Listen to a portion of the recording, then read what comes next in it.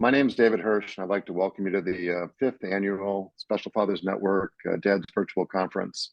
I'm thrilled to be here with so many like-minded dads for the fifth of our series. I'll mention that we started the virtual series back in May of 2020, and it was not because that was our plan, far from it, but you might remember that starting in March of 2020, everything went online, everything was virtual, and it was a difficult time, but it really gave us an opportunity to connect with so many more people in so many different locations, not only around the United States, but in different countries as well. And I think it peaked, our virtual conference attendance and interest peaked in 2021, and it's still been at a pretty high level. We expect over the course of today that as many as 70 or more dads who registered will join. And we have dads that signed up from England, from Wales, from the Cayman Islands, from Kenya, from Uganda, from Canada, and we also have a participant from India. So the message is getting out, and the purpose for the conference is to showcase the talent within the organization, to build relationships and access resources. And a little plug for the 21st Century Dads Foundation, the Special Fathers Network. The 21st Century Dads Foundation is a 501c3 not-for-profit organization, and its signature program has become known as the Special Fathers Network, a Mastermind mentoring program for fathers raising children with special needs. And at first, it was just trying to recruit a bunch of seasoned dads, typically dads who have 10 or more years of experience raising a child with special needs, and have that dad come alongside another dad who's closer to the beginning of his journey, raising a child with a similar or special need. So that's the notion that we started out on. And then somebody said to me, "Hey, Hirsch, what do you think about podcasts?" I said, "I like listening to podcasts. They're entertaining, some are enlightening, some are inspirational." They said, "No, not what do you think about listening to podcasts? What do you think about hosting a podcast?" I said, "That's pretty funny because I'm a financial guy. That's what I do for a living." And one thing led to the next. I started interviewing just a handful of local friends, guys that I've known for 10 or more years that have a child or children with special needs. And that was the very humble beginning of what we know today as the SFN Dad to Dad podcast, now with more than 300 episodes. And I'm proud that many of the dads who've joined today, virtually all the presenters, are what we refer to affectionately as our podcast dads, dads who have shared their stories, right, from 1 to over 300 now. And I want to give you a brief run of show. And I think the best way to do that would be to put on the screen, share my screen with you. I'm hoping that that provides everybody with the schedule. Unfortunately, Wayne Mesmer is not going to be with us to do the national anthem live, and we contemplated having a recording and decided not to do that. In a moment, I'll turn the Zoom stage over to Nathan Woerner, who will talk briefly about the Special Fathers Network Mastermind Group program and our plan for 2024. We have a special guest, Tom Dreesen, who's going to make a brief presentation starting on 9/11, which is a special day for him, and he'll explain that. And then we'll have Jim Stovall, who's been a perennial supporter and one of our podcast dads, make a brief presentation on having a vision. And then from there, we have two sections to our program. The first is on being selfish, which is the importance of doing something for yourself to make sure that you're in good physical, mental, emotional, as well as relational and spiritual health. And then we'll go to the second part of the conference after doing a brief breakout, and that'll be on the importance of being selfless, which is, I think, what most dads think about, which is, I want to be able to support my family, I want to be able to support my children, and some insights from dads who've been in the trenches. We'll do another brief breakout, and I'll do a wrap-up session, and I hope that within 2.5, not much more than that, we'll put you on your way for the weekend. So that's a brief run of show. What I'd like to do is turn the Zoom stage over to my good friend, Nathan Woerner. Nathan is podcast dad number 114. And Nathan, thank you so much for joining us let's hear about the Special Fathers Network Mastermind Group. Yeah, absolutely. Welcome, gentlemen. It is very good to see you. I know quite a few of you. I've had conversations with even more. I wanted to briefly introduce what our mastermind group is, and then kind of give some testimonials from it, and invite you to communicate with me in regards to joining it or finding if this is the right place for you. The mastermind group is a deeply intentional weekly meetup where we are either in Zoom or in person. We have presently 4 groups that are purely Zoom, and 1 group that is hybrid with a monthly in-person meetup led by my good friend John Schaus and Matt Rabine, who are Matt's not on here yet, but John is. What we do with the mastermind group is we address one of the most common needs that we as special needs dads have. Brief introduction about myself. I've got a now 6-year-old daughter with a rare genetic condition called Angelman syndrome. It's like 1 in every 15 to 20,000.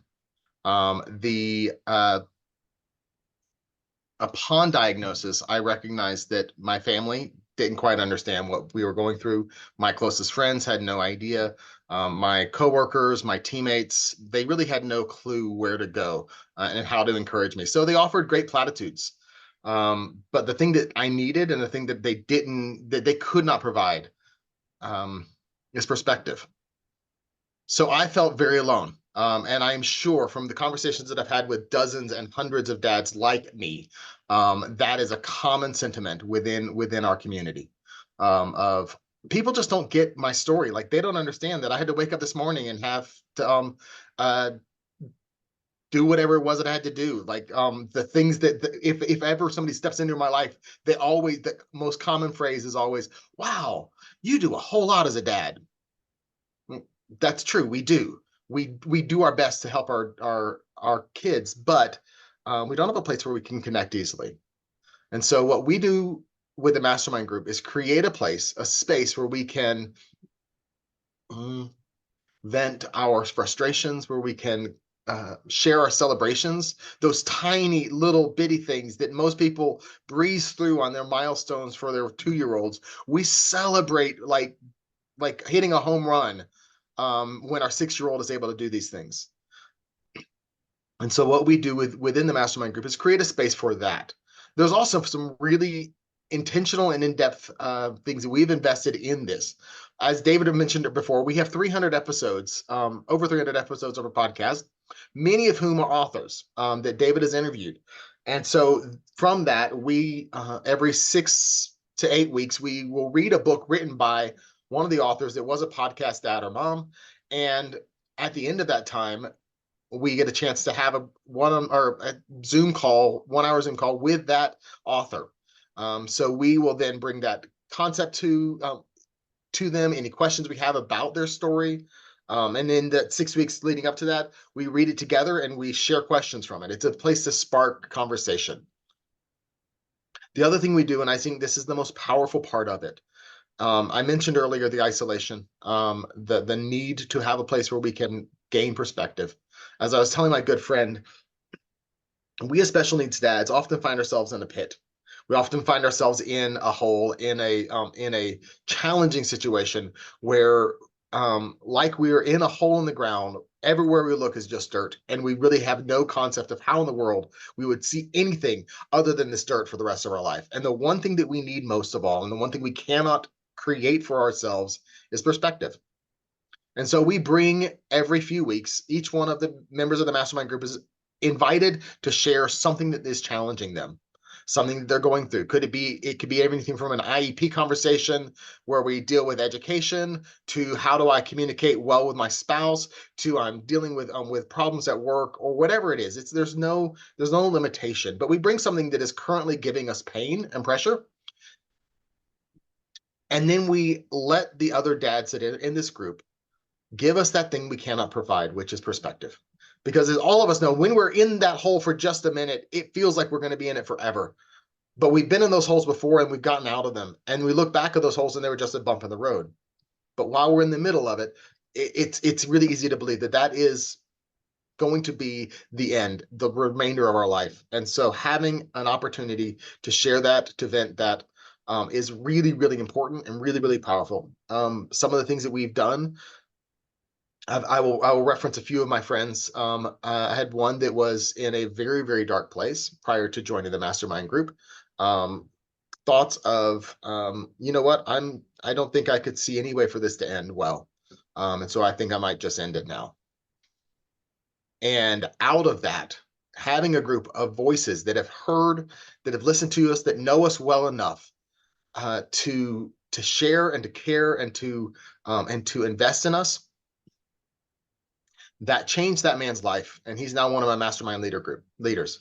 And so I invite you, if you're interested, I'll put my information on this.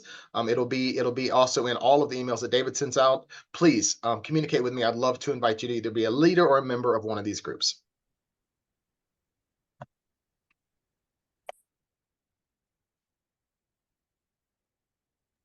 Hate when I do that. Nathan, I just want to say thank you for those comments about the Special Fathers Network Mastermind groups. And as a special treat, we're going to give everyone a free look who's not involved in a mastermind group this coming Tuesday. So you'll get a chance, if you're curious to know more about the mastermind group, to learn more. And there's a lot of information online.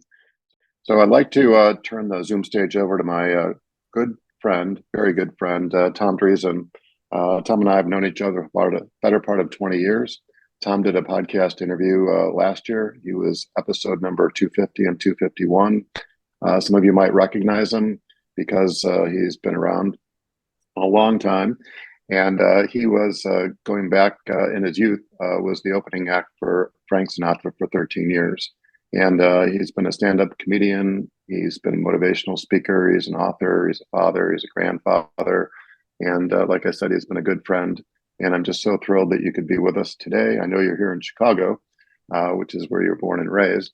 But you've lived out in LA for the better part of 40 years, and you're in town to do your one-man show, which I'm looking forward to seeing this evening as well. So, Tom, thank you for being with us. I've asked you to make some comments about overcoming adversity. You're on mute.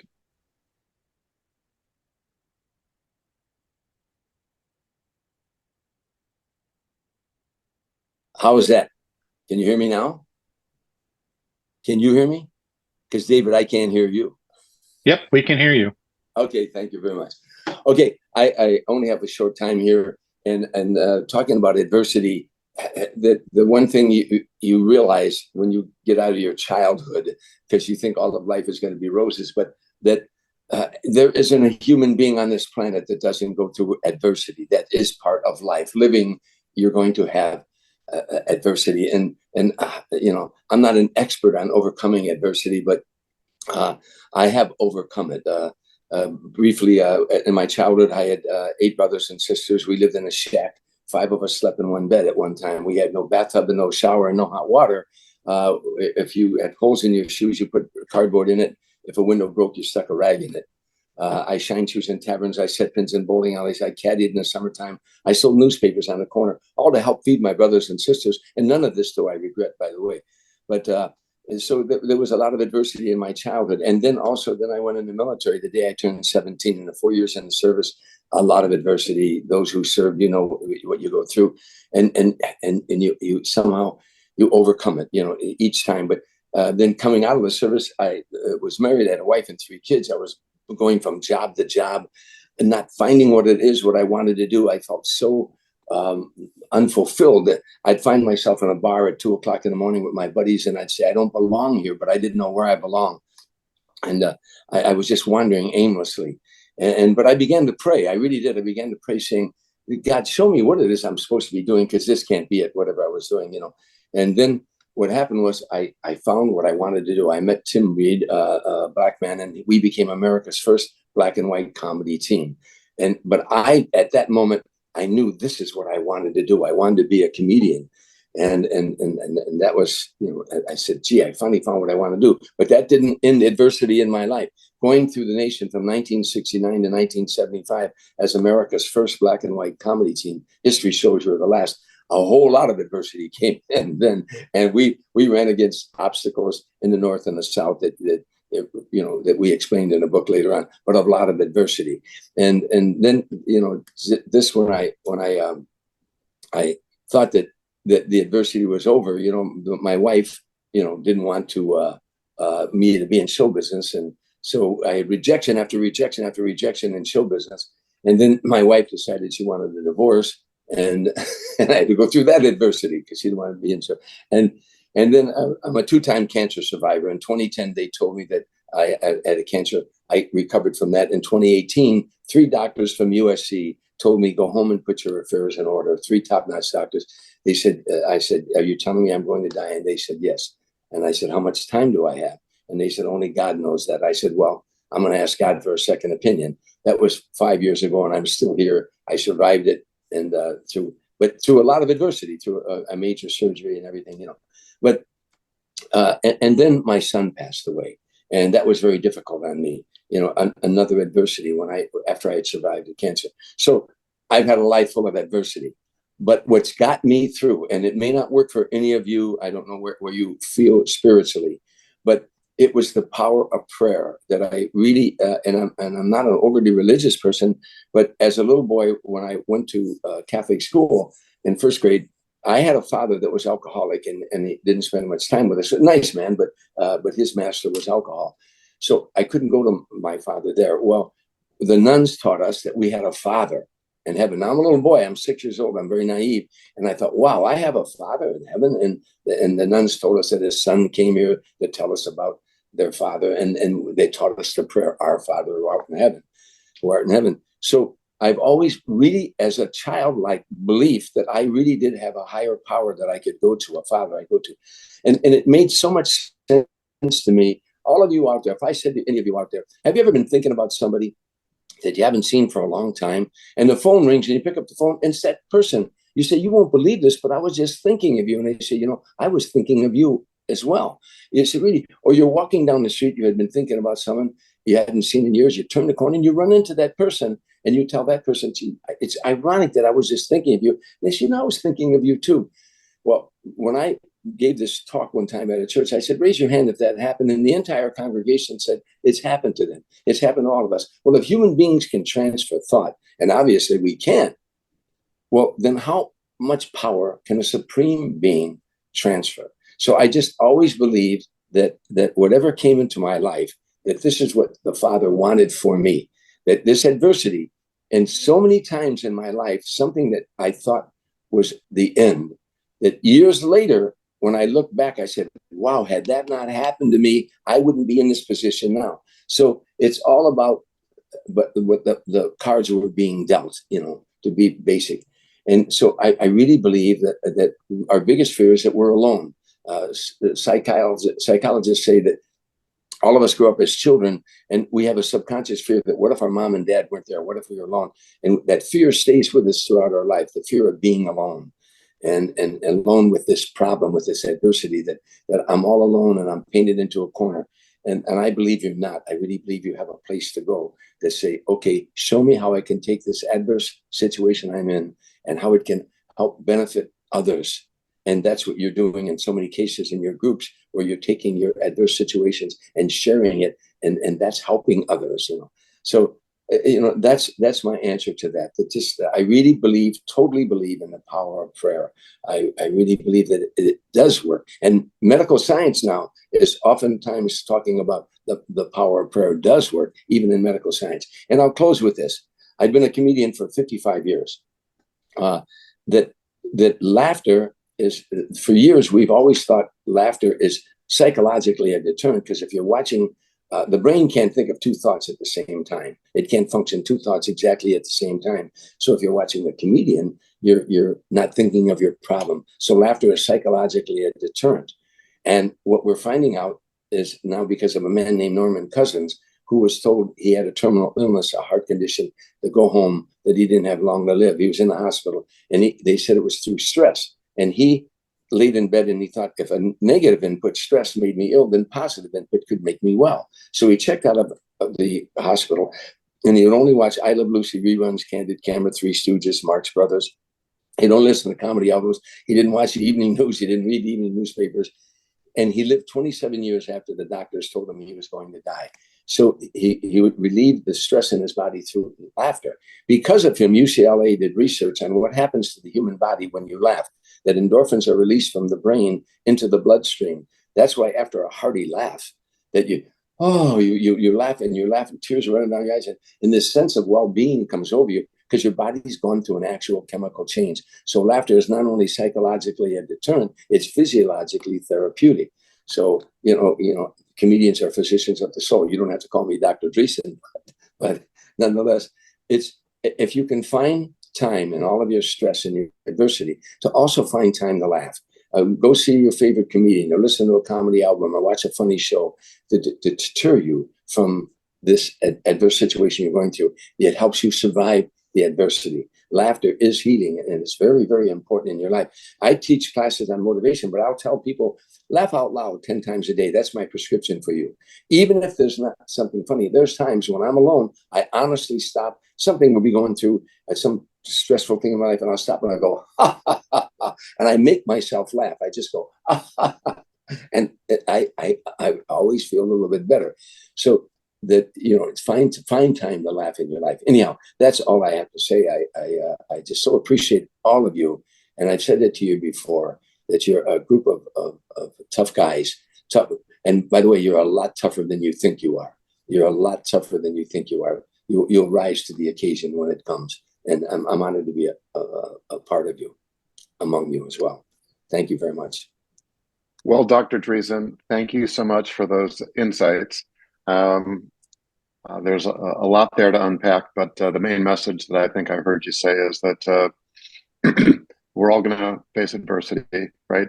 So just anticipate that, and try to look at the lighter side of things, and try to discipline your mind to focus on the positive, right, as opposed to the negative. I mean, it's easier said than done, but I'm so grateful for your being with us this morning. I'm so grateful for our friendship, and Tom, I'm hoping from your lips to God's ears that we'll be able to continue to do this for years and years to come. Thank you. Okay, take care, guys. I got to run. Bye-bye. Okay, see ya. Bye.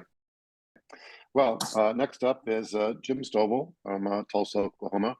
Jim is podcast dad number 163, and I'm going to brag on Jim a little bit. I read his first book maybe 30 years ago, which is entitled "You Don't Have to Be Blind to See." I've been following him for decades and decades.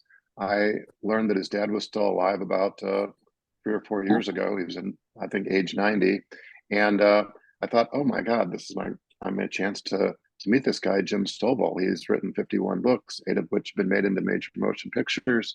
And I reached out to him, and he called me right back. And he said, I'm flattered. I'll talk with my dad. And he said, my dad thought long and hard about this, and he's decided that maybe it's not the time, right? Maybe he's just a little bit too old to be doing a podcast interview. He's a little bit disoriented, and I was heartbroken because I thought, oh my gosh, this is my chance to get to know Jim Stovall. And a couple months went by, and I got the courage to call Jim back, and I said, Jim, instead of interviewing your dad, what do you think about me interviewing you? And he said, oh, I'd be delighted to help share my story if you think it would inspire some others. So anyway, that's a little background story about how Jim Stovall and I have developed our friendship. And Jim has been one of the most celebrated speakers, not only here in our little network of Special Fathers Network Dads, but he has spoken all over the world to hundreds of thousands, millions of people. And I'm thrilled that, Jim, you could be with us this morning. Well, it is great to be with you as always. And I always appreciate you asking me. I feel inadequate because you guys are the heroes. I'm not a dad. I didn't have a special needs child. I was a special needs child. My parents had 4 children. I had an older sister who died of leukemia and an older brother who died of cystic fibrosis. And then I became blind. I was diagnosed in my teenage years, and mom and dad had a lot to deal with. And then I have one younger brother who is what passes for normal in our family. But you know, as a speaker, you always have some idea what you're going to say, but every once in a while something happens that changes everything. And it happened while Tom Dreesen was speaking. When I started the Narrative Television Network, and quite simply as a blind guy, I was frustrated with my inability to access movies and television. And I found out there's 13 million people in the United States like me that can't access the visual medium. I developed the Narrative Television Network, and we add soundtracks to TV shows, movies, educational programs, and we started 30 years ago on cable TV. Now all primetime major programming is narrated for blind people, and we add this extra soundtrack that describes what's going on between the dialogue so that millions of blind people can access it. Well, in the beginning, we were on cable TV, and we just had a couple hours a day. And I showed a bunch of classic movies, old films, because that's all I could get permission to show back in the beginning. And because the films didn't fill my 2-hour blocks of programming, I would ask some of the movie stars that were in those movies to be on. So I had Katharine Hepburn, I had Jimmy Stewart, and Michael Douglas, some amazing people. And then one of the most amazing, there's photos of them in all of them in the lobby of my offices and studios here in Tulsa. But my pride and joy was Frank Sinatra. And I got to interview Mr. Sinatra. He was fabulous, and he gave us a lot of credibility. And I went and saw him perform several times. And, you know, he always had Tom Dreesen opening the show. So, man, I feel good today following Dreesen. This is about as good as it gets right here. But because I never saw Sinatra when he didn't follow Tom Dreesen. But, well, in fact, tell Tom when you see him that I really enjoyed him having Sinatra closing his shows. He did a great job, and Dreesen did a great show, and then he had Sinatra would mop it up a little bit there. And but also when you talk to Tom, ask him. I didn't know he was part of this black and white thing, and I wasn't familiar with his work until I became blind. So just all I want to know is if it's a black and white team, which one was Tom? I never knew, so I'd love to know that, because if everybody in the world was like me, we would have no racial issues whatsoever. But thinking about what to talk to you guys about today, you know, we lost my father last fall, and that is still impacting my brother and I every day, as it will for the rest of our lives. And we were talking about the lessons Dad taught us that stay with us. I mean, one of my earliest memories, and my brother, it's the same way, we concur, you know, is Dad saying, if you're not 10 minutes early, you're late, period. And I had a guy I do an executive podcast. I consult with a lot of Fortune 500 CEOs. And this guy says, what do you do when you're late? And I thought about it. I said, I don't ever remember being late. I'm sure I was. But from my earliest memories, you know, my brother and I learned if you're not 10 minutes early, you're late. Well, we had an amazing thing when my dad passed. They rushed him to the hospital. He was nearly 92 and very, very healthy right up until the end. But they said, he's gone. Basically, there's no brain waves. There's nothing. We'll just keep him here until he slips away. And so we were prepared for that. And then finally he said, well, this is dragging out a little bit. So we're going to move him upstairs in a room where he can be comfortable and quiet. And then the rest of you may as well go home, and we'll call as soon as he passes. Well, I stayed up most of the night sitting, waiting for the phone to ring, and it never rang. So at 7 in the morning, I called the hospital, and I get the nurse's station. I said, look, I was calling to check on my father. And she said, oh, yeah, I was just in visiting with him. And I said, no, ma'am, you weren't visiting with my father. My father's the one they brought in with no brain activity, and they were just waiting for him to pass. Yeah, he's in there eating breakfast right now. And I said, ma'am, I think you got the wrong guy. She said, you want to talk to him? I said, yeah. So next thing I know, Dad picks up the phone and says, hey. And I said, what are you doing, Dad? He said, I'm trying to eat my breakfast. If you'd quit calling me while I'm trying to eat here. And I said, well, good. I said, everything going okay, Dad?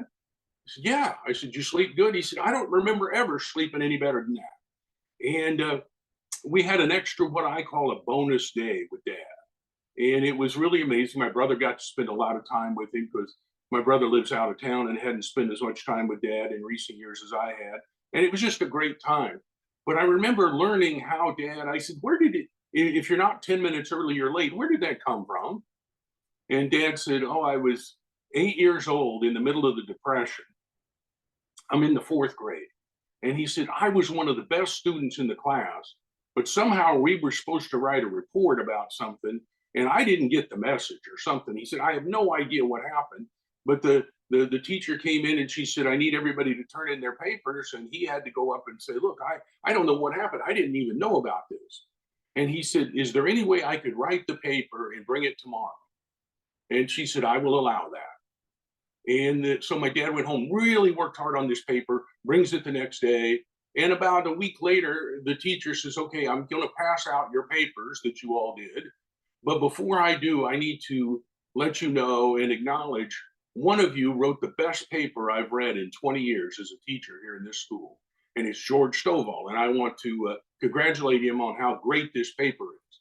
Well, then she passes out the paper, and my dad notices he got a D. So after class, he said, why did I get a D? You said it was the best paper ever.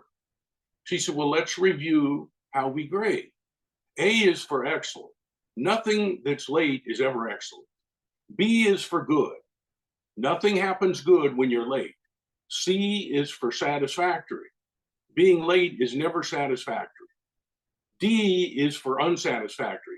That's the best grade I can give when you're late. And my brother and I thought about that, and that just stuck with us all these years. And, and it's when you plant seeds with your kids, you never know what's going to happen in those amazing moments. Those, my late great friend and mentor, Coach John Wooden, always told his players, and late in his life told me, everything you do in your life, every encounter, every word, everything you do, ask yourself one question: what would I do right now if I were amazing? Well, when you put those little seeds in with your kids, you never know what's going to happen. My brother now runs a $80 million construction company up in Missouri, and they had a disruption on their board. And he said, can you fill in this board seat until the end of the year, and then we'll bring somebody in. So I did, and I'm on my brother's board, and I meet everybody, and we're about to start the first meeting, and their chief financial officer says, guys, let's get going. If you're not 10 minutes early, you're late. And I said, I wonder where you got that. And, it never goes away. And my dad always told us, anything you do, good or bad, you always get paid for. You get paid later than you planned, you get paid more than you planned, but you will always get paid what you planned. So sometimes in the midst of your frustration and you don't think you're getting anywhere, plant a little tiny seed and stand back and watch. You'll be amazed. David, I want to thank you once again for asking me to be here, and give my regards to Tom Dreesen. I can think of no better honor than having Tom open for me. Jim, that was brilliant. Thank you for your presentation. I will definitely pass along your regards to Tom Dreesen when I see him tonight, and thank him for being your opening act as well. Thank you. Thanks again for being with us again this year, Jim. I'm hoping our paths will continue to cross. You're one of my all-time favorite people on the planet. I keep saying that to people, and I mean it, and this is my way of publicly thanking you. So thanks again for being with us today, and have a great Mother's Day to you and your bride. Thank you. Okay, well, the title of this year's conference is Self-Care, Being Selfish So You Can Be Selfless. And like we did last year, we have a recorded session from Dr. Judson Brandeis, who's a urologist in Northern California. And he wrote this seminal book, The 21st Century Man. And it's about 900 pages. It's like the Bible for men's health, in my opinion. I read it from cover to cover. I would recommend that if you were to get a copy, that you get the Audible version of the book, because it's much easier to digest than reading a 900-page book. But it is a one-stop resource for all things to do with men's health. And we're very privileged today to have podcast dad number 228 deliver a brief presentation. This is Dr. Judson Brandeis. I'm a urologist and men's health expert out of Northern California. And David was kind enough to invite me to talk to you all about self-care, which is something that I really care about. Because, let me throw a couple statistics at you. 100 years ago, women lived 1 year longer than men. Now, 100 years later, women live 5 years longer than men. Second of all, the longevity of middle-aged men in the United States is actually declining, and it was declining even before COVID. And the reason it's declining, alcohol, opioids, and suicide, diseases of despair. And do we take care of ourselves? No. Men are 50% less likely than women to go to the doctor. So we're not taking care of ourselves. Now, if you ask me like, well, Dr. Brandeis, you're a smart guy. What should I be doing? I can give you the answer in about 15 seconds. There are 10 things that you can do to improve your health care. Don't drink. Don't smoke. Don't do drugs. Don't eat too much. Exercise every day. Stretch every day. Sleep 6 to 7 hours, 8 hours if possible, every night. Meditate every day. Try to have as much sex as you possibly can, and be nice to other people. Now that sounds too easy and too good to be true, but if you follow that advice, you'll be healthier than about 95% of Americans. And as you know, we all live in the real world. You guys are part of the Special Fathers Network. You're a 21st century dad. You have children with special needs that take up an inordinate amount of time. You work, you probably have other children, you have spouses, you have parents, you have community responsibilities, work responsibilities. You guys are busy, busy guys. And so, doing those 10 things that I just kind of rattled off can be really, really difficult. And so, I understand that. But as a general guiding principle, first of all, most of those things are inexpensive. And second of all, many of them are enjoyable. But let me just go through a couple of them to highlight. So first of all, alcohol. Alcohol is really 4 things. One, it's incredibly ingrained in our society, right? So when you're younger, you're going to the ball game, you have some beers. When you're older and a little bit more sophisticated, you're drinking wine. When you're older and going out with the guys, you're drinking whiskey or bourbon or whatever, okay? So it's very much ingrained in society and ingrained in sort of how we live our lives. But first of all, alcohol is a depressant, okay? That's the class of drug that you're taking. So anytime you're drinking alcohol, you're making yourself more depressed. Second of all, alcohol disinhibits you, okay? So for most of us, most of the stupid things that we've done in life have been done under the influence of alcohol. And third of all, alcohol is empty calories, right? So a glass of wine is 125 calories per glass. So if you have a glass of wine every day for an entire year, you're going to put on about 13 pounds of fat above and beyond if you didn't drink that glass of wine. If you have 2 glasses of wine, 26 pounds of fat you're packing on each year based on taking in alcohol with no nutritional benefit. That's why it's called empty calories. So, remember the scene in Animal House where they're going in front of Dean Woerner and he says, drunk, fat, and stupid is no way to go through life, right? So if you're drinking too much alcohol, you're going to be fatter, you're going to be sadder, and you're going to be less inhibited or stupider. Okay. Now, let's talk about fat for a minute, because a lot of people are fat or overweight. It's estimated by the end of the decade, half of Americans will be fat or obese. Fat is really an important aspect of human physiology or animal physiology, right? So animals are eating a lot right now to pack on fat to get ready for the winter, right? Because in the winter, there's not that much food. And so you need the calories in order to stay alive, right? Animals can't whip out their cell phone and in 15 minutes order a burrito from Uber Eats. That doesn't work that way. So humans have pushed themselves outside of evolution, and we can crank up the calories that we eat, and our body still is a body of an animal. And so it sees all those calories and says, wow, I don't know when my next meal's going to be. And so it takes all of those calories and turns it into fat. You know, for example, if you've ever been to Alaska, you go up to Juneau and you watch the whales eat. It's really an amazing thing. You watch them bubble feed and create a bubble net and jump up their midts. It's just unbelievable. But these whales are eating for 23 hours a day for 5 months to put on blubber. And then the mama whales swim from Alaska to Hawaii, have a baby, feed the baby, and the mom and the baby swim back from Hawaii to Alaska. And for 7 months, they don't eat. That's entirely based on fat, on blubber, right? So that's the power of fat, but we don't have to swim to Hawaii and back to Alaska, right? We just have to hop in the car and go to McDonald's to the pickup line. So that's, you got to understand why it's so hard to lose weight. Our body is desperately trying to hold on to those calories. So really, the understanding of the importance of fat is essential to understanding how to lose weight. Okay, the other really critical aspect of your health is exercise.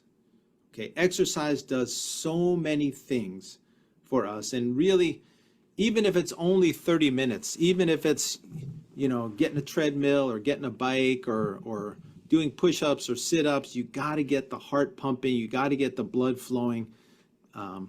It serves so many purposes. It's a natural antidepressant. It takes down stress. It takes down anxiety and helps you sleep better. There really is no alternative to exercise. Now, as you get older, right, I'm 55, almost 56 years old, you have to be smarter about exercise, right? Doing the same thing every single day isn't going to serve you well. It's just going to get you hurt. Like all those folks that got Pelotons during COVID and was riding like heck every single day, they weren't building muscle. They were building some cardiovascular fitness, but you got to understand that muscle's built when you're sleeping. So if you're riding your bike like a madman every single day doing exactly the same exercise, you're not going to build muscle effectively. What I like to do is what's called the ABC exercise technique. A is ambulate, so walk, run, stairmaster, elliptical. B is bike. And I like to do some high intensity interval training, get my heart rate up to zone 5 during that high intensity interval training. And C is for circuit training. So abs, glutes, biceps, triceps, delts, you know, lightweight, multiple reps, right? After the age of 40, the days of seeing how much you can possibly lift should be over. Lightweight, high reps, be consistent, and don't get hurt. Okay? So ABC, ambulate, bike, circuit training. Okay, sleeping. I just talked about sleeping for a second. Sleeping is essential. You got to get 6 to 8 hours of sleep. So many important things happen during sleep, but one of the most important things is erections. You should be getting 30 to 60 minutes of erections every night. So anytime you dip into REM sleep, which is dream sleep, you should be getting 5 to 10 minutes of erections each cycle. And that is what keeps your penis healthy. It stretches your penis out. It brings blood flow into your penis. If you're not getting erections at night anymore, that's a warning sign for onset of cardiovascular disease. From the onset of the loss of nighttime erections, you got about 10 years until you'll start to lose daytime erections. And from the onset of losing daytime erections, you got about another 10 years before you're going to develop cardiovascular disease, heart disease. Okay, so pay attention to the loss of nighttime erections because that's the first sign of erectile issues and the first sign of circulatory issues. Testosterone, right? Your testosterone peaks in the morning. You use it up during the day, and at night, you recharge. You regenerate your testosterone, right? So if you're cutting your sleep short, it's like when I charge my electric car, right? It takes 8 hours to charge my electric car. If I only charge my car for 4 hours, guess what? I only got enough juice in the car for 4 hours of driving, or however many hours that is, right? So if you're not getting a full night of sleep, you're not getting enough testosterone. You also process the psychological information, the feelings, the emotions of the day when you sleep. If you don't get those last 2, 3, 4 hours of sleep, you're not going to be as effective processing the psychological information of the day. And the other thing that's really important that you do during your sleep is you build muscle, right? So when you're at the gym, you're tearing muscle down. What happens when you sleep is you build muscle. Okay, that's where you get that muscular hypertrophy or growth. So if you're in the gym for an hour, but you're only sleeping for 2, 3 hours, guess what? You might as well not have gone to the gym because it's not going to build muscle for you. Okay, sex, right? Have as much sex as you can. So sex is, it's a great antidepressant. It's a great way to relax. It's a great way to connect. It's a great way to feel good about yourself. So, that's a really, physical intimacy is really an important part of self-confidence, of health, of feeling good about yourself. And the final thing is be nice to other people, right? So there was a huge study called the Harvard Longevity Study where they followed men that went to Harvard and men that lived in the south side of Boston for about 75 years. It's really an amazing study. A lot of famous people were in it, including John F. Kennedy. And the number one conclusion from this study was that the strength of a man's relationships was the number one predictor of health and happiness. So it's really essential to have good relationships, friends, spouses, family, so be nice to them. So I'd like to close with a message that is really critically important to all you men out there, special fathers, 21st century dads, okay? Take care of yourself because no one else will, okay? Let me repeat that. Take care of yourself. Make time in your day. Schedule the time in your day to take care of yourself because there's no, tooth fairy coming around to take care of you. You're the only person that can take responsibility for taking care of yourself. Now, I want to plug my book, The 21st Century Man. This is a book. It's over 900 pages. It's 101 chapters.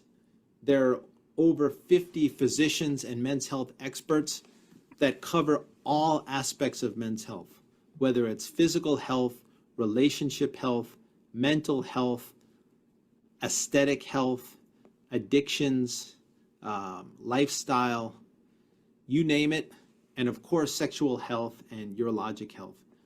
You name it, it's in here. There are some amazing chapters in this book, including what men need to know about menopause. So if your wife is going through menopause and you don't know what's going on, you're in deep trouble.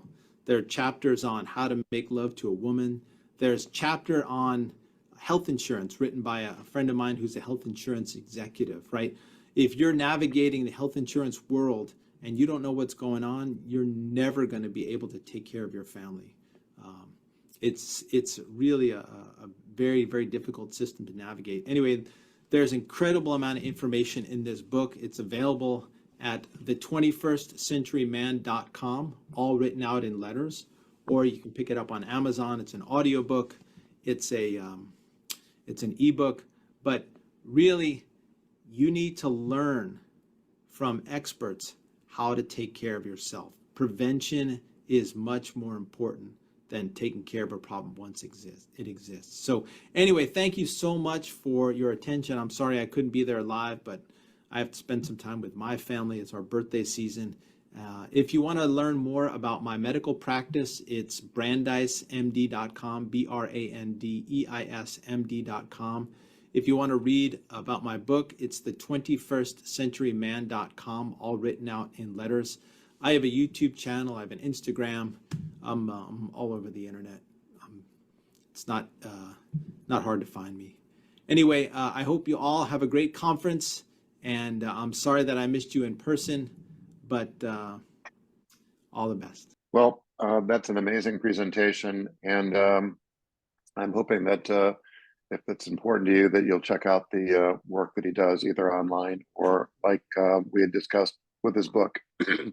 I'd like to switch gears and introduce Paul Peterangelo, podcast dad number 246.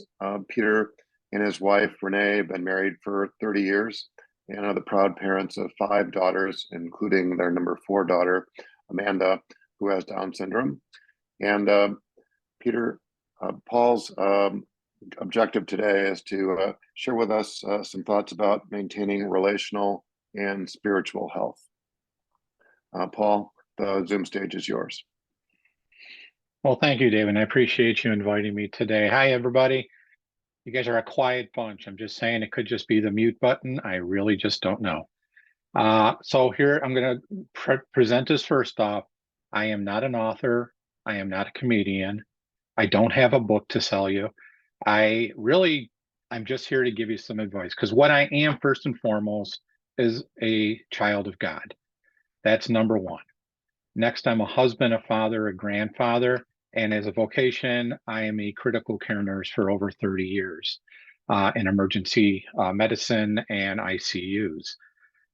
So as you can imagine, there's a lot of stress in that job, especially over a bunch of years. But you have to be able to tender that with what you have going on with your child. So as David mentioned, I have 5 daughters. Again, the reason for that is I mentioned to my wife, if we have a son, I'd like to name him Peter, middle name Angelo, Peterangelo. And God does not have a humor, so he gave me all girls. So my 4th daughter, everybody was doing good. My 4th daughter, Amanda, was born. And immediately, as nurses, we knew there was something different. And it wasn't soon after that we had confirmation that our daughter had Down syndrome. And I don't care where you are in that stage, when you have that diagnosis that your child has a special need, and it wasn't the quote, perfect child you had expected, you feel like a gut punch. You don't know what to do. And part of the reason for that, guys, is as guys, we're fixers. Okay? We always want to fix stuff. And this is something we can't. Conversely, guys are terrible at learning and speaking about their feelings. And this is a huge blocker that often occurs because we kind of maybe grew up and we were told guys don't cry. Guys don't, you have to just suck it up, be the man of the family. And I can tell you, if that's your mentality, more so than any of the things that Dr. Judson mentioned, you will be in a lot of trouble because you're going to contain all that stress and you are going to cause yourself a lot of internal turmoil, which is going to really decrease your life expectancy dramatically. Okay. So what do we do? Well, first and foremost, you have to still prioritize not only yourself, but your wife and your family. And again, sometimes guys, when they have special needs child, and if you have a lot of kids like me, you're looking for overtime shifts. You're looking for things that literally keep you out of the house with the, good notion that I'm going to help them by just bringing in more money. Again, money's great. We need it, but it's not the end all be all. It's not the title that we have in life. It's the time we have with family. Don't hit. So that is one of the most important things you can do. There's a great article by Focus on the Family on putting your spouse and your first before your kids. And then you're saying, well, yeah, but how do you do that? Because my child has a lot of needs. Well, I guess first and foremost, you need to be aware of resources.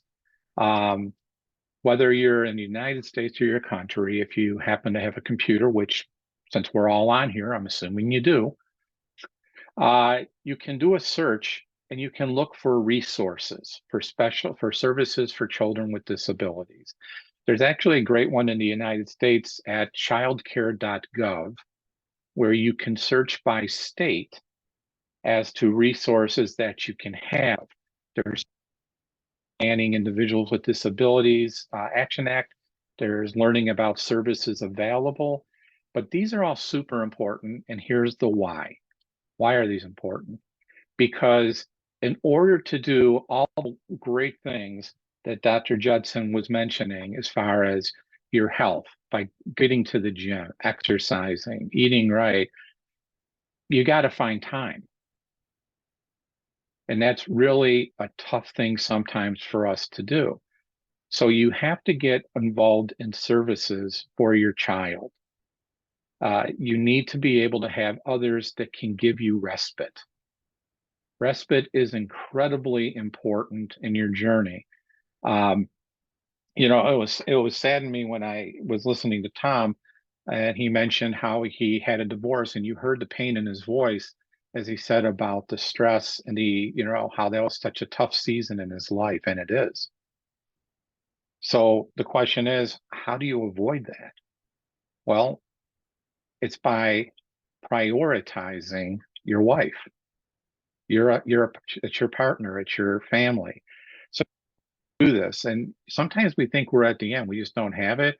And personally for me, spirituality is a huge part of Renee's and my journey. Renee's my wife. Couldn't do anything without her. She's the one that maintains all the records for Amanda, and we got binders and binders and binders on the wall. So I look at Philippians 4:13 is that I can do all things through Christ who gives me strength. And that is so important, because by ourselves, we might not just have it. But I'll tell you, it's there. You can have it. But sometimes you have to just stop, take a breath, and think about it. And you do have to be selfish for your time, because you cannot devote it all to your child or children. Okay?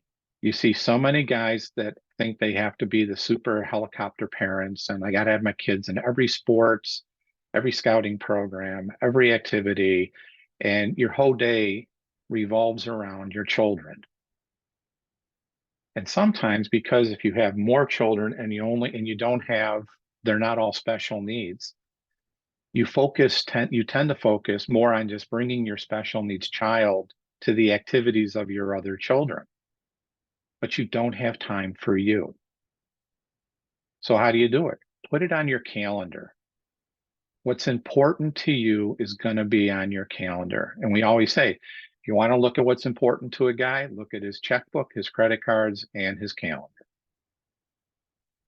And if you're not on there somewhere, there's a problem. You definitely need to have that time to find space, you know, to carve it out, to have some meditation, some prayer time.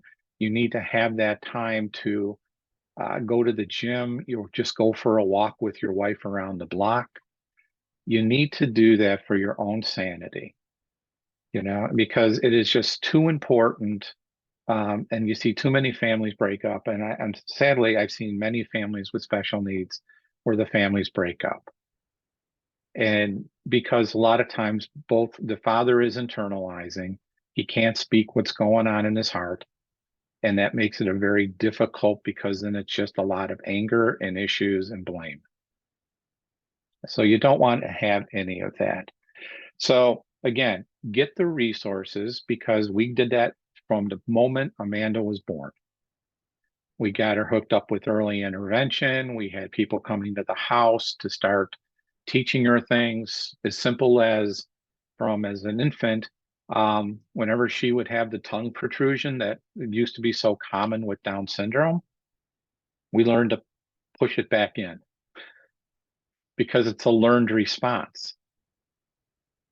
So now when you see Amanda, she doesn't necessarily have all the traits that you would associate with Down syndrome.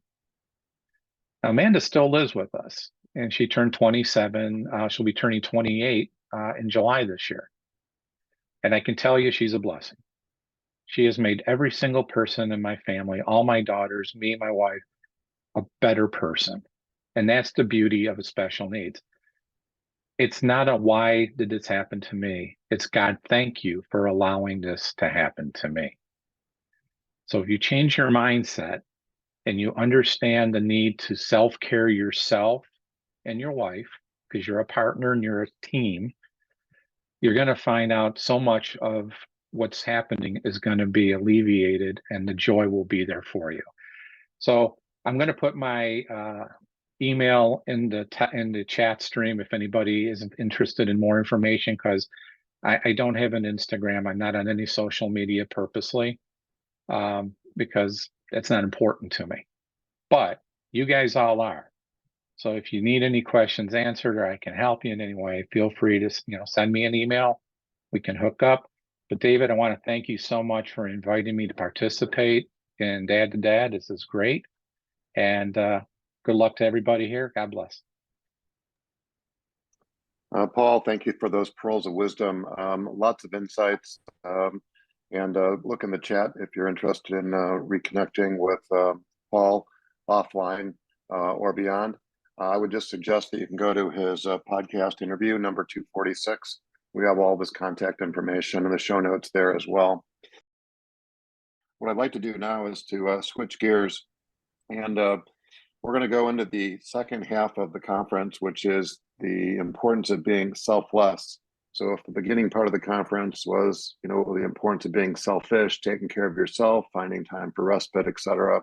The second part of the conference is to discuss, how to be more present in your children's lives. And we've got two speakers, two gifted guys. Dr. Greg Persley, whose podcast was number 304, so just a couple weeks ago, and one of our more seasoned dads, Dr. Rich Gathro. So this is the Dr. Duo, if you want to call it that, or Dr. Squared panel. And what I'm going to ask each of these dads to do is to make a brief self-introduction and then reflect on the importance of accepting your child for who they are, and then talk about therapies and education as well. So lots to cover, very short amount of time. And I just want to say thank you, Dr. Greg. Thank you, Dr. Rich, for being with us. And out of respect, we're going to let Dr. Rich, the more seasoned dad, Greg, go first. So Rich, the Zoom stage is yours. Actually, Greg and I talked, and we agreed to let him go first because he's smarter than me. It's up to you guys. You're on your own. Is that okay? Sorry. Well, yeah, I mean, I'm totally fine. Whatever you guys want. I'm here to serve and, and help as much as I can, or give as much as I can. Go for it, Greg. All right. All right. Hey, I'm Dr. Greg Persley. I am a chiropractor by trade. When I was 23 years old, I graduated as a chiropractor. My wife and I had a 4-month-old daughter, and we decided we would move 2 hours away to start a practice. About a year and a half into practice, we had our second child. Isaac and he was born with dwarfism. Random genetic change, no history in our family, had no idea. In fact, 80% of kids born with dwarfism, we found out, have no history at all in their family. And so very unexpected. The day he was born, I remember sitting in the chair, I'm holding him. I've got my daughter to my right. We're in the hospital room. My wife's, recovering. My whole family's there. And the doctor bursts in and says, hey, we need to talk to the parents. And they informed us, hey, your son has definitely got a form of dwarfism. We don't know which kind yet.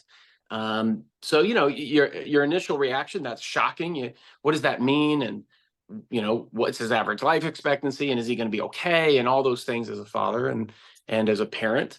And then that was just the beginning. So a few months later, he started requiring oxygen. He had a lot of lung issues, and then he had a lot of pneumonias. And at 9 months old, he had to have a trach and a vent, which meant one of us had to be within 6 feet of him at all times. So it put a lot of strain on our relationship, on, being a parent, on our finances, on, our health. All of a sudden, our focus was keep him alive, keep the family together. That was it.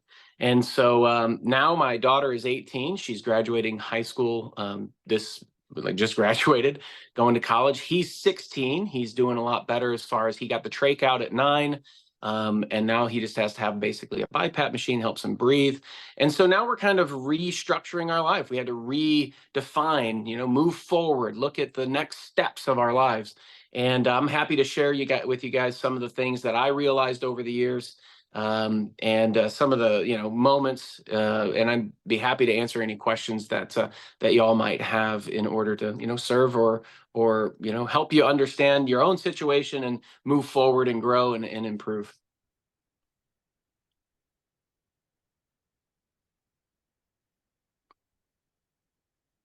I'm Rich Gathro, and my doctorate in about $4 will get you iced caramel macchiato at Starbucks. Okay. Good to see you, some of my old friends and some of my new friends, some of my mastermind group friends. When it comes to my children, I have a 39-year-old with cerebral palsy and a 35-year-old on the spectrum. It's been quite a ride, and challenging ride. But this may sound strange. I'm better for it. When it comes to accepting my child for who they are, I have 3 points: comparison, community, and conversion. 1, comparison. Comparison is the thief of joy. Early on, I had to stop comparing my kid to others. Now, as David knows, I like to say we males suffer testosterone poisoning. We're competers. We like to compete. And I had to learn to just enjoy what changes happened in my children, particularly my son, who was firstborn. We lived for 40 years in Washington, D.C. and Arlington, Virginia. Everyone is preparing their kid almost everyone in that community to be great. Future cabs of industry, run for Congress, whatever. We lived on Capitol Hill for years. We were in a group of half dozen families. And, my kid was just learning to sit up when my neighbor's kid could recite 24 flags of the world. And comparison is dangerous. Just enjoy the fact. I'll never forget when Will was able to take his first step at 5 years old. I had to catch him at 5 years old. Don't compare. Just enjoy your kid for who they are. Community. You can't do it alone. If you listen to Greg's podcast, he points this out. We just can't do it alone. And there are friends, and actually friends have been better than our family in a lot of ways, who have walked with us. I'll never forget when some of our dearest friends were having their house remodeled, and they used the same contractor we did to remodel our house. And when what the contractor said, how high do you want this banister to be? And their kids all said, well, we want it for Will's height. That banister will work for Will. They had trained their 3 neurotypical boys to embrace Will in his boyhood. Peterangelo, when he was speaking, talked about respite. Your friends can give you respite. Our friends gave us respite. And we've been blessed here in Florida with a gym founded by 2 physical therapists that specializes in special needs adults. We party together. We have a community. Community is so important. And the conversion, the 3rd C, again, it's related to comparison. Let your child change you. Trial teaches you perseverance, and perseverance develops your character. Now, I worked on Capitol Hill for almost 40 years in Washington, D.C. Everybody in Washington, D.C. takes himself too seriously. Almost everybody. I mean, you don't mean to get me going on politics, but I know you understand. I saw a change in me. I rode the metro every day to Capitol South Metro, and I'd get off. One day I realized something had happened to me. All these street persons had become friends on a first name basis. Now, for years, these people that I ignored as street persons, walked past and ignored, suddenly I discovered I was on a first name basis. They'd stop by my office, scare my staff half to death, to see me and visit. And I'd take them to breakfast. I suddenly had friends with guys named Weasel and so forth. What happened? It was a conversion. My son taught me to see the soul instead of the body. So again, don't let comparison be a thief of your joy. Discover community. We need each other, and allow your child to change you. I am blessed because I learned to accept my child and my children for who they are. Well, I'm going to add to that, Doc. That was awesome. I love the 3 C's. One of the things that I talk about a lot, like you mentioned, is a support group. So the first thing that happened when our son was born, we felt alone. We felt isolated. We felt like we were dealing with this all alone. And we were able to find a support group relatively quick in something called Little People of America, LPA, something we had never heard of before that day. And so we found a support group within the first few weeks, and we found out they had a national conference. And we made it our mission to make sure he was there, because really, dwarfism is such a random genetic change that 1 in 50,000 births have a form of dwarfism.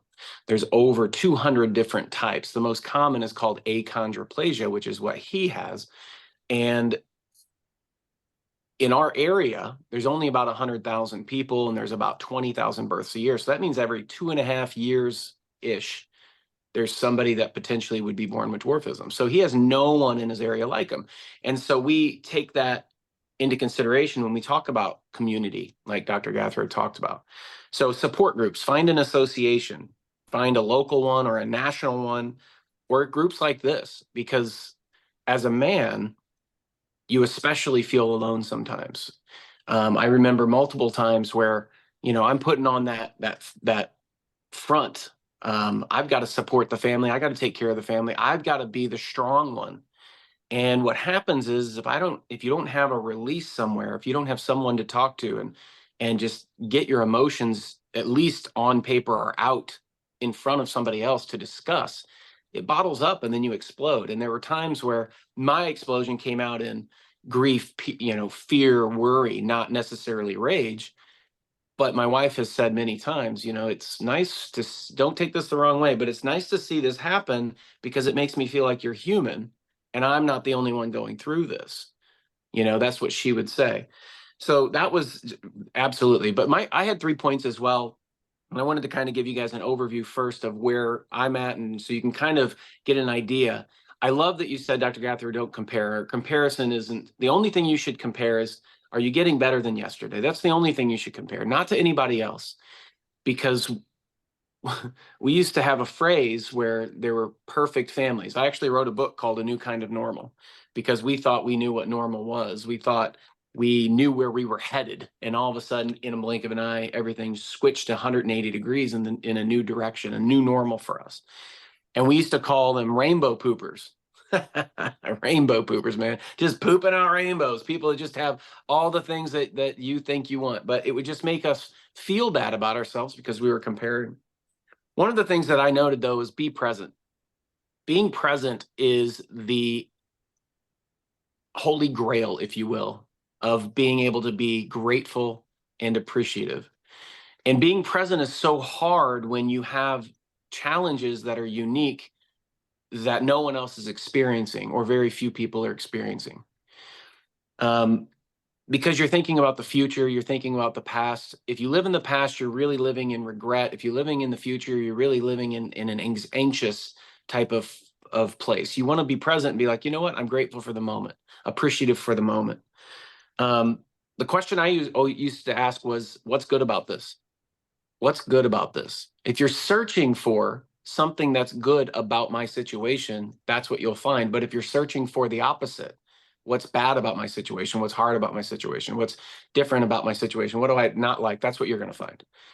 And we live, unfortunately, in a world that there's a lot of negativity around us. And it's very complicated, or very hard for us to constantly focus on that, which is why going back to the community is so important when you're having a hard time. But I learned this from while I was sitting in the room with my son. He had a vent, he had a heater that had an alarm, he had a pulse ox, he had a sleep apnea device. He had 4 things that would go off and have alarms. And so in the middle of the night, we ended up getting up quite a bit. And as I was sitting there, I would listen to other speakers, other people. And this is something I actually learned from Tony Robbins, but I really enjoyed. And I hope it'll help you, but you should write it down if you can. But he described the definition of happiness. The definition of happiness. If you think about different areas of your life, your relationships, your money, your health, your kids, whatever. If your blueprint, or the way you thought it would be, equals your life condition, or the way it is, then you are content and happy. If your blueprint, I thought it would be this way, equals your life condition, then you're happy. The hard part is that when something occurs that does not equal what you thought your blueprint would be, and you have 2 options. You can either change your blueprint, or the way you thought it would be, or you can change your life condition. Well, I wasn't in a position to change my life condition. You know, I asked God when my wife was pregnant with my son, I got a son. I just want him to be into sports. I got that. He is the most into sports kid I've ever met in my entire life. But my condition of what I thought, we're going to play games, we're going to throw the ball, we're going to whatever, I'm going to teach him everything about all the sports that I loved growing up. And it didn't turn out like that. So I had to change my blueprint, or the way I thought it was going to be, because the life condition wasn't going to change. And so that's when I started working on me internally. And that's where I would expect every single one of you to work on. There's a lot of different stories here. There's a lot of different, people in different emotional moments. But working inside, and your emotions, your thoughts, your beliefs. I wrote a second book about beliefs called Fix Your BS. I hope you guys like that title, Fix Your BS. It's belief systems, by the way, not what you think it is, belief systems. But I had to go through a lot about changing my blueprint, which is really my belief. There's only 4 things you have control over: your thoughts, your beliefs, your emotions, and your actions. That's it. Everything else is out of your control. Your thoughts, your beliefs, your emotions, your actions. Your beliefs are literally nothing more than a thought that you repeat with enough emotion enough times. It turns into your belief. So if you think with enough emotion that you're not worthy and your situation sucks and I'm mad and I'm frustrated and I'm pissed off, then guess what? That's what you believe, and that's what you end up living. So if I can tell you guys anything, change your blueprint by changing and focusing on your emotion, or your thoughts, your beliefs, your emotions, and your actions, which will get you to the place where you're present and content, where you can be appreciative and grateful. Greg and Rich, I just want to say thank you again for your time. I'm a big believer in both those books that Dr. Greg just made reference to. And like I said, you could go to each of their podcast interviews, number 304 for Greg Persley and number 54 for Rich Gathro, for their contact information and to listen to their stories in more depth. And we're going to cut to Sydney, Australia. Dave Jarrett is our next speaker, who's a physical therapist with multiple locations.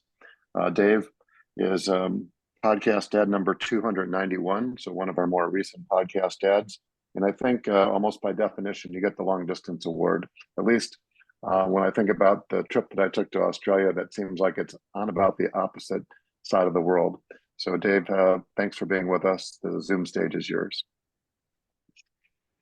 So yeah, great to be here. Thanks, David. And I'm gonna think it was just that I was nearly asleep at 10 to 2 in the morning that I thought you said the mortal sin of physical therapist instead of occupational therapist. But I'm going to say I'm an occupational therapist, and yeah, so I have a wonderful wife who's from Wisconsin and lived in Chicago. So it was great to connect with David around the Illinois connection. I have two kids that I love very much, and we don't talk a lot about them in public, so I'm going to keep that just to that. Two young boys who are great guys. I'm an occupational therapist, and OTs work with a range of different people across the lifespan, but I work with kids, and we work with people's occupations, and so that's what occupies your time. It's not necessarily jobs. We're not getting kids into labor too early, but it's about what occupies your time, activities of daily living. There's a whole range of things and therapies that are out there, and obviously you'll have specialists that can support you to find the right person for you. If I was going to bring it back to its essence, it really does flow through a lot of different things that have been spoken about. I want to say tonight, this morning for you guys, and actually this morning for me as well. For me, the heart of everything and the starting place of everything has to be connection. And so you might have thought that would be a psychologist saying that, but I think it's worth chatting a little bit about what connection can do for the brain. And it seems to be quite a bit of a thread. Dr. Brandeis, I think it was talking about the Harvard study and relationships being really important for our health. We heard Dr. Rich talk about community as being essential. And Dr. Greg talking about being present. And I think it's not just that there's nice, and it's not just that it's filling your cup and feels good and it's important for you, but really it does some amazing things to the brain.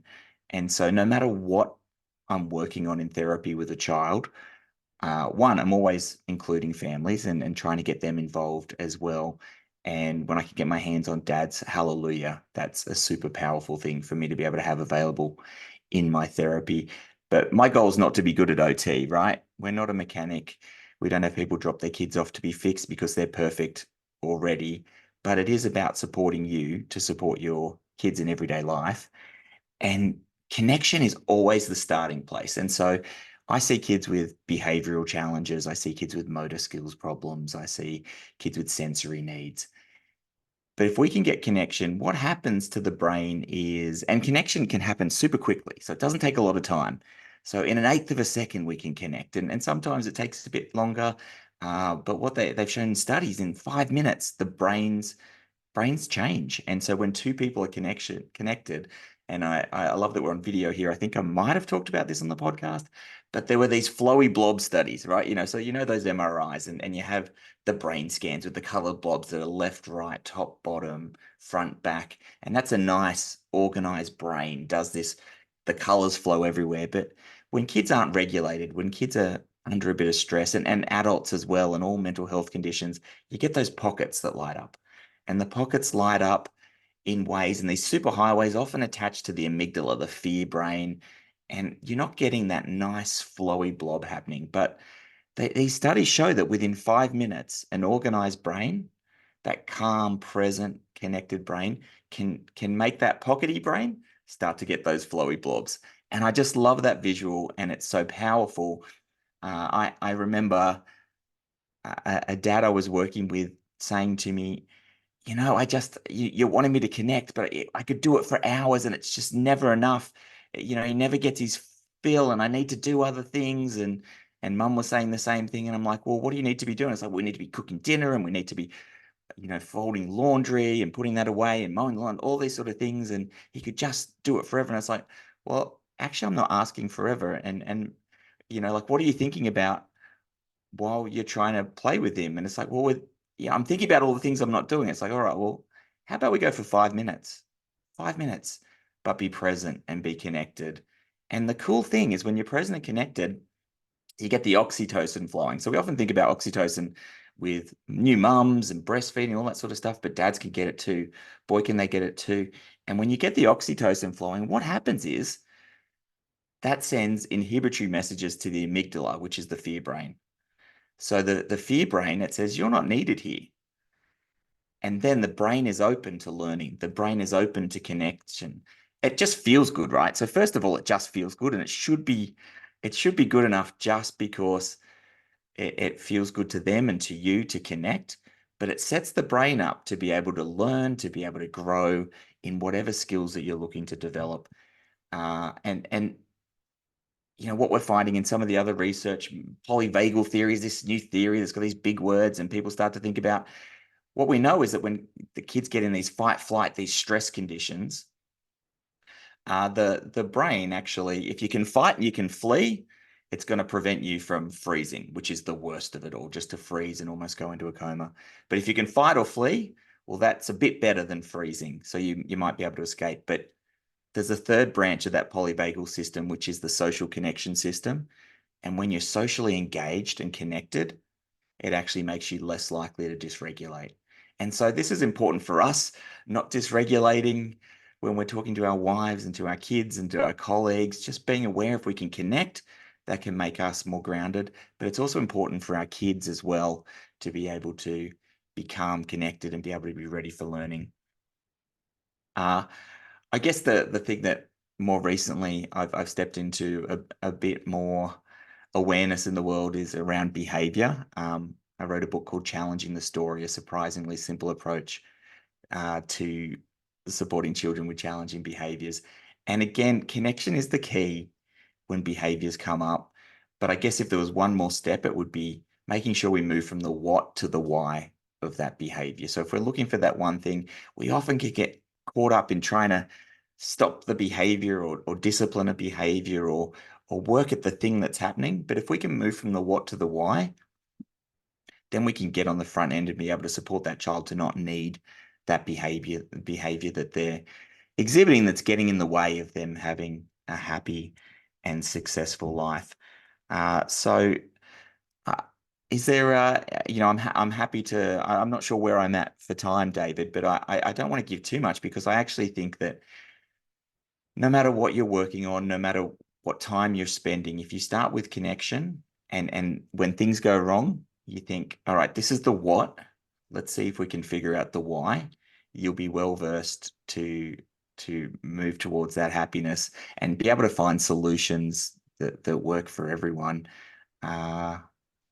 Yeah, I think that's my 2 cents worth at 2 o'clock in the morning. Well, Dave, I just want to thank you for making the extra effort, given the huge time difference between what most of us are experiencing in the Western Hemisphere here. And it's great to have somebody from down under participate in the program. And the title of your book again is? Challenging the Story, a surprisingly simple approach to supporting children with challenging behaviors. So it looks like this. And I've written it as a story. So it's just like an hour read. It's an easy read as a story, and you just learn the lessons through it. So it's also on Audible now, David, if I can share that too, which is exciting as well. But I just power to you guys. You do great work, and yeah, I'm really excited to have been able to be a part of it and add a war story to my my list for the week. I've got to get to bed now and get up and cook breakfast with the kids because it's Mother's Day here tomorrow. Is it Mother's Day there as well? It will be Mother's Day tomorrow. That's correct. Yeah. Father's Anyway, Day is different for each of us, but Mother's Day is the same. Yeah. Well, anyway, I'm so glad that you could be with us. Again, for more information on Dave Jarab, you can go to episode number 291. All of his contact information, the information on his book, and more is included in the show notes. Dave, thanks again, and happy Mother's Day to the mothers down under. Okay. Same to you and yours. Well, thank you. So we're going to move to our last formal session, which is on life skills and employment. We have 2 very seasoned dads, Mark Cronin from Long Island, New York, and then Keith Harris from Albuquerque, New Mexico. So I'd like each of you to make a brief self-introduction and then talk from your own perspectives about life skills and the importance of employment for our adult children with disability.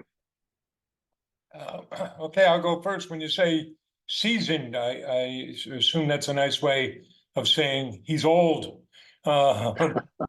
I heard that too. Yeah. I heard that too. Yep. Yes. I can relate. grateful for the opportunity to participate and have been doing this for a number of years now with David.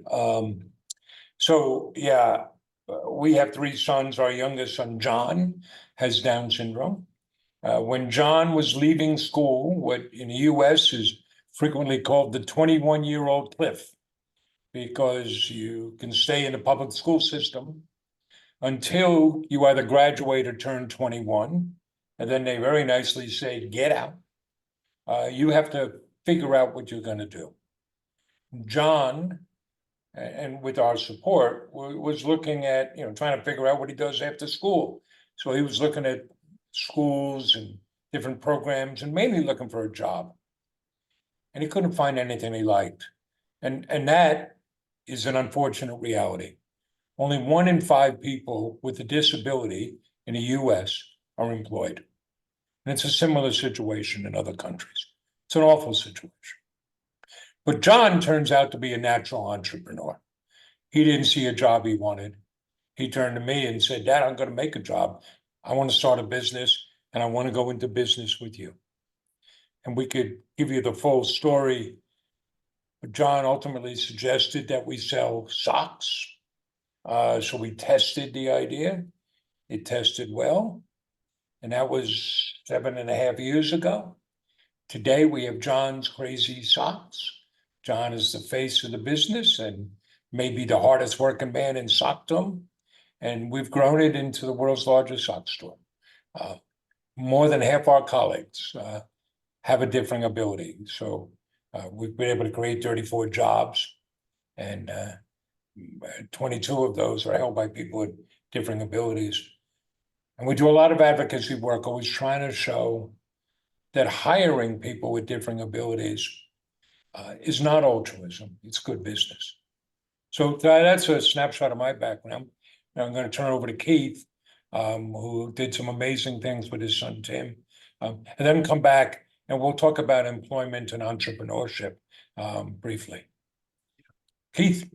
Yeah, thank you. Thank you, Mark. Again, I'm Keith Harris from Albuquerque, New Mexico, father of 4 adult sons. Our second son, Tim, was born with Down syndrome. And very similar to your story, Mark, in that as Tim was leaving high school, he started with attending one of our state universities in New Mexico. Back in those days, had a program for young adults with intellectual disabilities. And so Tim, immediately after high school, spent 4 years living away from us in a university setting. Very, very safe, very protected, very, very curated. But that sort of started him on a journey of what I would call independence, that he lived away from us for 4 years and began to make his own friends, have his own ideas about what the future might hold for him. Toward the end of his experience in college, he began to tell us and everyone who would listen that he really wanted to own a restaurant. And the first time I heard him say that, it was so stunning to me that I couldn't even get my mind around that. And my friends later asked me, if I had a lot of restaurant experience, and I said yes as a customer. But no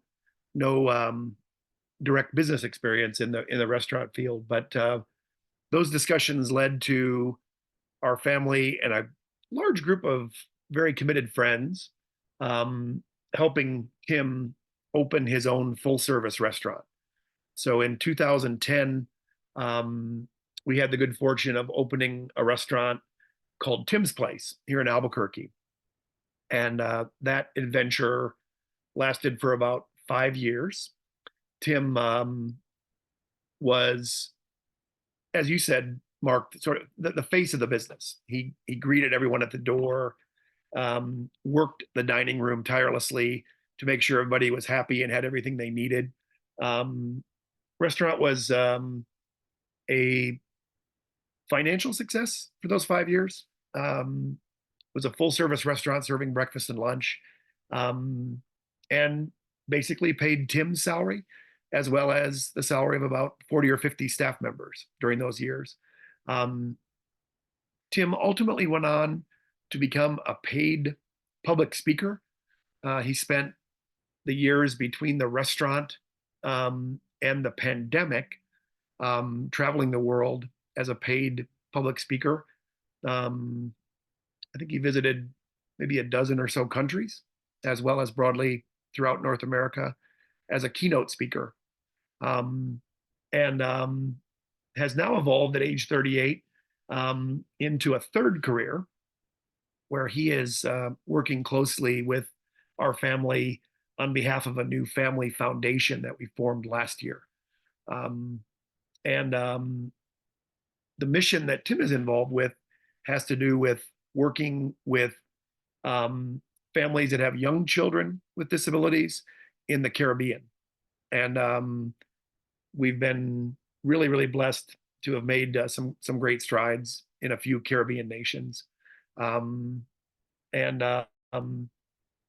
So a giant fan of alternative strategies for our kids with challenges to wind up in the world of work. Have felt very, very blessed each step of the way. So, Keith, you forgot to mention the number of hugs that were delivered over the course of the restaurant's history. Oh yeah. I didn't mention that, but the sign on the front of the restaurant said breakfast, lunch, and hugs. The big giant neon sign said breakfast, lunch, and hugs. And that was one of Tim's design non-negotiables in the restaurant, was that he wanted to be able to put a Tim hug on the menu. We had socialized him over many years about the idea that some people just don't like to be touched by strangers, right? So that he wasn't authorized in the restaurant to hug everyone. He delivered hugs on demand. So you would ask your waiter or waitress to find Tim for a hug after your meal. And when the restaurant closed, he was officially slightly north of 75,000 hugs given in that restaurant. And lifetime, I don't know, millions, but was one of his trademarks. Very cool. I love it. So let me segue from Keith and talk about, you reach that point where you're done with school and you're thinking about employment. And I want to share the screen because I want to show 2 slides just to find a way to think about that. So first, and what you have to do is you're working with your child, or I won't say have to do, just shared experience, is you have to figure out what you're looking for. And here's kind of that spectrum. There's volunteer work.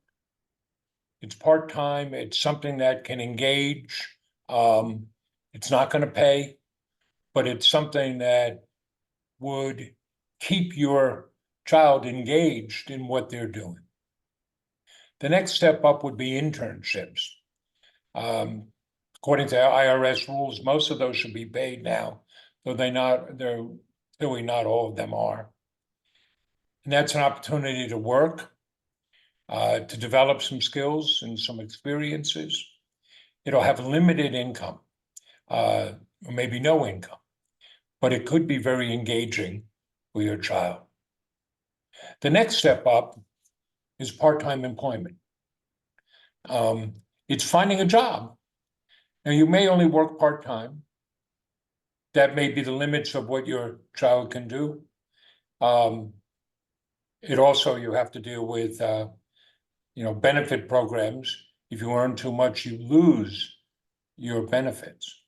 But generally, part-time employment, unless paired with benefits, will give your child some money, some income, but not enough to live on. And then there's full-time employment, where they're, like everybody else, working full-time, and you're hopefully making enough money where your child can be independent, can live off of that income. So as you start to think about employment, I would suggest you have to think, what are we expecting? And how do we make sure our child is prepared for where we want to be on that spectrum?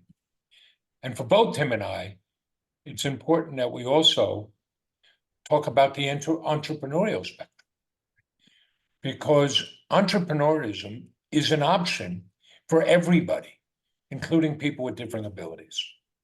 And here's kind of that run.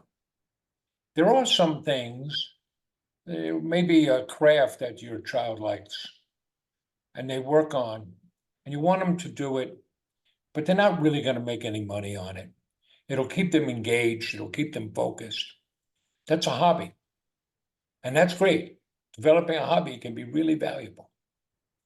The next level up might be to have a craft. So you take that and maybe you go to the farmer's market on weekends or set up a little Etsy store and sell what you make. And that might bring in some income. Not enough to live on, but it'll cover the cost of what you're doing and provide some income. If you think about, this was somewhat equivalent to part-time work. And that can be really valuable. Then there's solo entrepreneurship.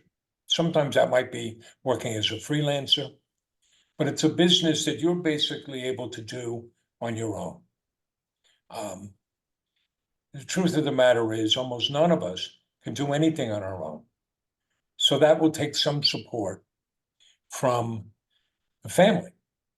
And you have to gauge how much support are you able to give. Here's a simple thing. If and we know, I'll use a business out of the Midwest, Poppin' Joe's Popcorn. So Joe's father taught him how to make kettle popcorn. And he makes lots of it and they go sell that. But Joe can't do that on his own. So it's his family that works with him to do that. And then the last level over is business. This is where you want to start a business and you're thinking of employing others and growing that business. That's what Keith did with Tim's place. That's what we've done with John's Crazy Socks. Well, that's like any other business. Tim's place had to survive the same way, IHOP would have to survive, or Waffle House would have to survive in the same market. We're John's Crazy Socks, we sell socks. It turns out there are a gazillion other sock companies. That's running a business. And so we hear a lot, I know Keith does, I hear a lot from parents saying, I'd like to do this, I'd like to do with my child what you've done with your son. Well, you have to think, where do you want to be on this spectrum? And how much are you able to help and support? Even something like, Poppin' Joe's, where, well, on the weekend we go to the farmer's market. Well, boy, you got to register for that farmer's market and you got to have social media and you got to figure out supply chains and what are you going to do when the machine goes bad? And it can be very involved. And I have one last slide for those of you who might think about entrepreneurism. And, many Americans, that's on the rise in the US. I would suggest there's a sweet spot.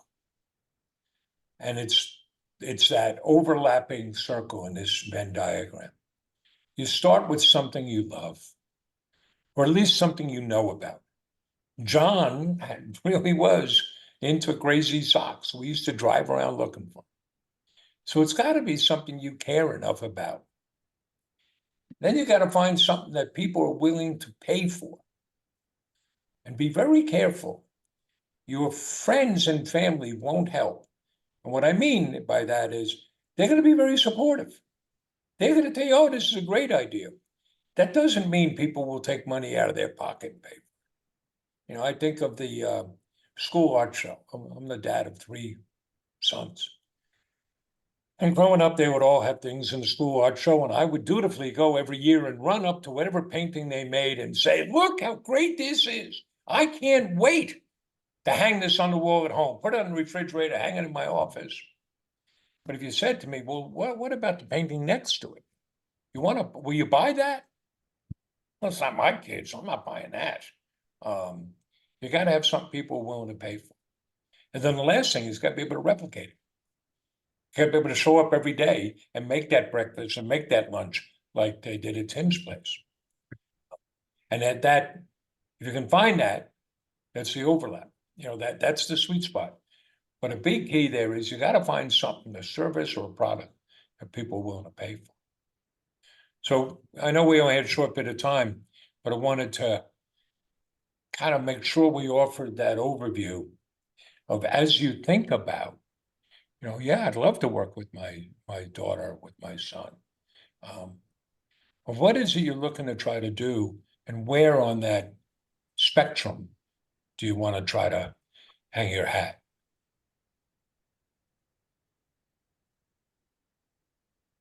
Mark, I want to thank you and Keith for making wonderful presentations. I'll remind you that both Mark and Keith are podcast dads. Mark's was one of the early on episodes, number 17. And Keith's was one of the more recent episodes. We broke it into two since there was so much to talk about, 297 and 298. All their contact information and their full stories, well, not full stories, but a good overview of their stories is included in those podcast interviews. And I just want to say thank you to both you gentlemen for making some wonderful presentations. I'd like to just make some closing remarks as we wrap up, and mention that we have some upcoming events. On June 8th, we're doing a Mastermind group kickoff. So for anybody who's interested in learning more about that, reach out to Nathan. On June 15th, at least in the Chicago area, we're going to be doing a couple of our Cycle to End Father Absence fundraisers. And we hope to be doing more of those throughout the year as well. And then on June 22nd, we're doing an autism panel discussion with 3 self-advocates, including Temple Grandin, Eric Endlick, and one of our newer podcast dads, Sam Farmer. It'll be a really spectacular opportunity to learn from people who have autism about raising our sons and daughters with autism. I'm going to add each of you that participated today to the distribution list for those that aren't already on it. So you'll get our periodic updates, mostly just on Fridays, with the release of our newest podcasts. And as a special gesture for everybody that's participated today, we're going to send 2 of these great dad coins that many of you have. So if you've already got one of these coins, you'll have 2 more that you can give to dads that you come in contact with that are either family members or friends, or just randomly, if you'd like to present somebody with one of these great dad coins. And for those that are not familiar with them, there's a lot of symbolism that went into the design elements of these coins. And the 4 universal traits that I think that all great dads possess are commitment, love, patience, and honesty. So look for those. And I'll be sending out an email to everybody so that for those that I might not have your mailing address for, whether it's US or non-US, we'll get these to you. I want to mention again that we're going to provide a free look to anybody who's interested in learning about the Mastermind group, not only at that June 8th Zoom call that we're going to be doing, but we'll give you an invitation to join the Tuesday night call. It's Tuesday night, 7 p.m. Central Time, that's US. I'd like to just spend a moment doing a screen share, literally just a moment, to remind everybody that there is a website, and the website address is simply 21stcenturydads.org. This is the homepage. I'm not going to go through the whole website, but I'll just scroll down, mention that this is information about the Mastermind group. This is information about the conference that you're attending currently. Here's some information about the audiobooks on the various topics that we've created audiobooks around. Here's information on the podcast. You can find all the podcasts here at the website or on all the popular podcast platforms. This is a fundraising event we did last year. It was a Ride Across America event. 4 of us, including myself, rode 3,000 miles in 7 days, 19 hours, and 10 minutes. Here's how to get involved. There's a navigational pane across the middle here about the organization. I won't go through it again, but point out that this is the Special Fathers Network, our signature program with all the different facets of it. This is how to get involved. These are events, the upcoming events and past events.